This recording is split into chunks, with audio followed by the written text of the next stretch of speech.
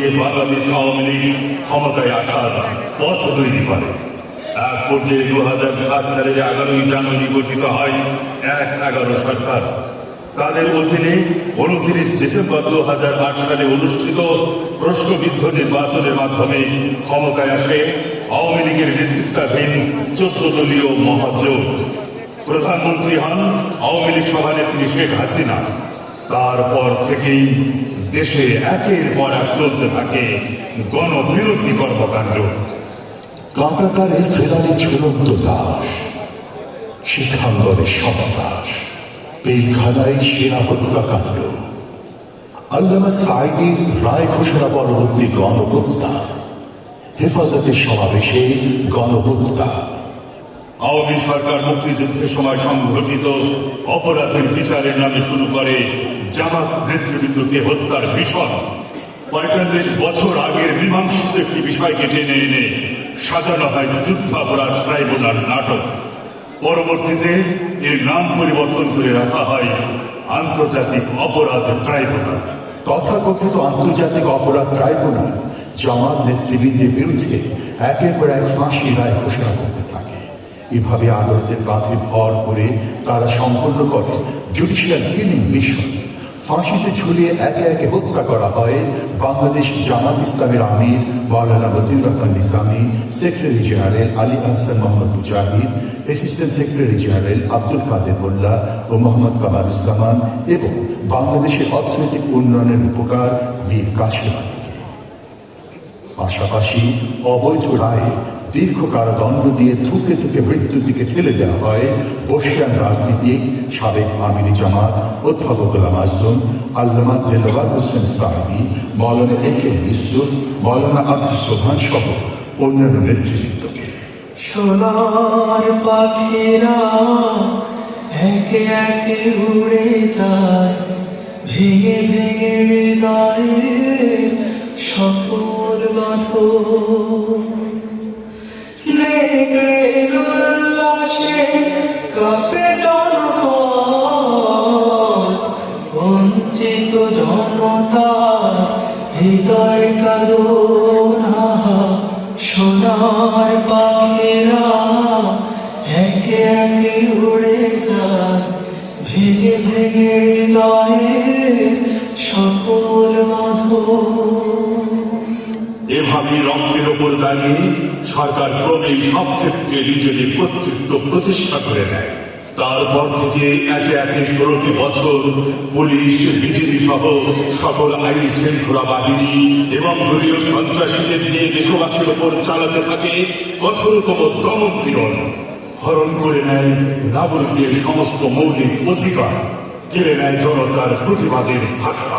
আমি কান্নার স্বাধীনতা চাই, আমি কান্নার স্বাধীনতা চাই, আমি কান্নার স্বাধীনতা চাই, আমি কান্নার স্বাধীনতা চাই। বুক ভরা বেদনায়, শোক তাপ যাতনায়, চিৎকারে স্বাধীনতা চাই। আমি কান্নার স্বাধীনতা চাই, আমি কান্নার স্বাধীনতা চাই, আমি কান্নার স্বাধীনতা চাই, আমি কান্নার স্বাধীনতা চাই। এই আন্দোলনগুলোতে অকাতরে প্রাণ দেয় শত শত নারী পুরুষ, আহত হয় হাজার হাজার, গ্রেপ্তার বরণ করে লক্ষাধিক ছাত্র জনতা, কিন্তু তাতেও যেন দমানো সম্ভব নয়।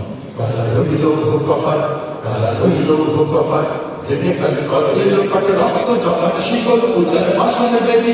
ওরে ও তোর নিশান, ওরে ও তোর নিশান, বাজা তোর প্রলয় বিশাল বংশ নিশান, গুরু কাছে কাছে ভেদি।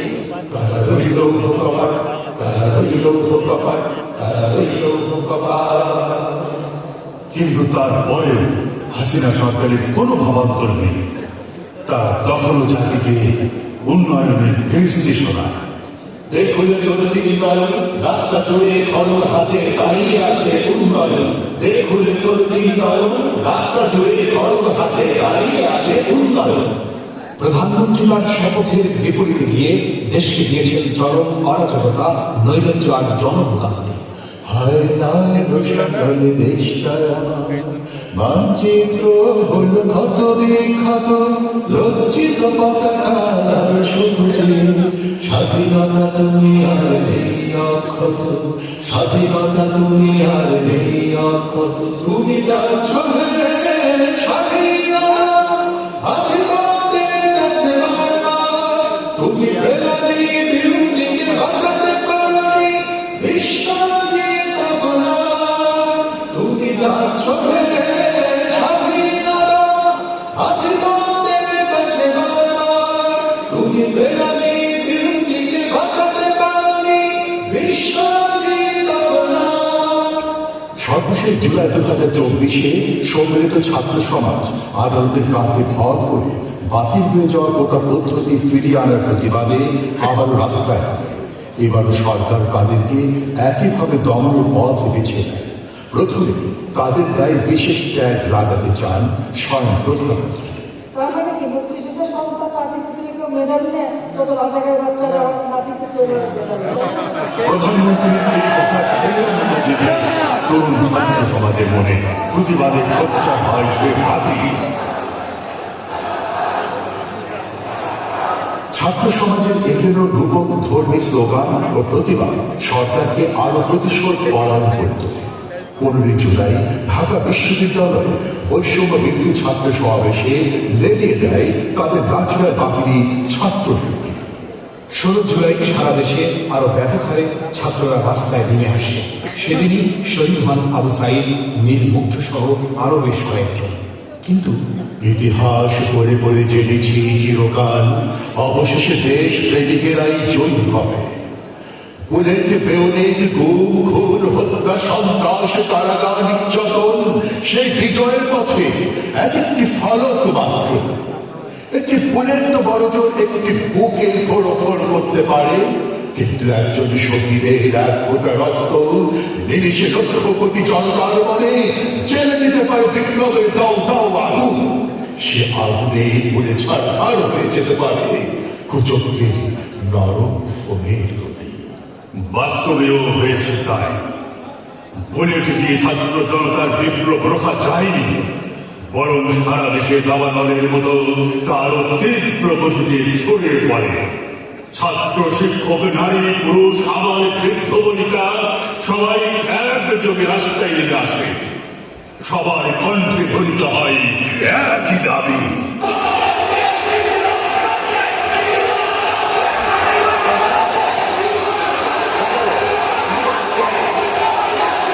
কিন্তু শেখ হাসিনা তো নিজেকে সকল প্রকার জবাবদিহিতার ঊর্ধ্বে মনে করে, তাই নির্বিকার চিত্তে চালিয়ে গেছে হত্যাযজ্ঞ।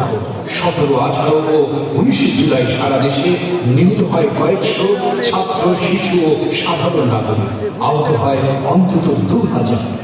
দাঁড়াও, নিজেকে প্রশ্ন করো, কোন পক্ষে যাবে?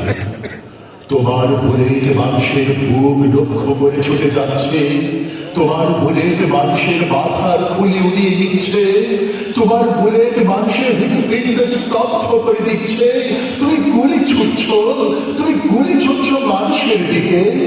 যে মানুষের মধ্যে কেউ একজন তোমার ভাই, যে মানুষের মধ্যে কেউ একজন তোমার পিতা, যে মানুষের মধ্যে কেউ একজন তোমার বোন, যে মানুষের মধ্যে কোন একজন তোমার ছেলে, সেই মানুষের দিকে তোমার টার্গেট প্র্যাকটিস করছো।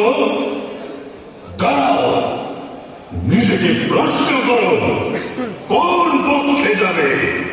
হ্যাঁ, নিজেকে প্রশ্ন শেখ হাসিনা না করলেও করেছিল দেশপ্রেমী সেনাবাহিনীর সদস্যরা আন্দোলনকারীদের সাথে মিশে যায়। অবশেষে এলো সেই সূর্য ওঠার দিন, 5 আগস্ট। বৈষম্য বিরোধী ছাত্র আন্দোলন ঘোষিত মার্চ টু ঢাকা সফল করতে লাখো জনতার স্রোত নামে প্রতিটি প্রান্তে। ঢাকার শাহবাগ, শহীদ মিনার, পল্টন, যাত্রাবাড়ি সহ সর্বত্র যেন মানুষের তরঙ্গ। তীরহারায় ঢেউয়ের সাগর পাড়িতে ঘোরে, তীরহারায় ঢেউয়ের সাগর পাড়িতে ঘোরে, আমরা কত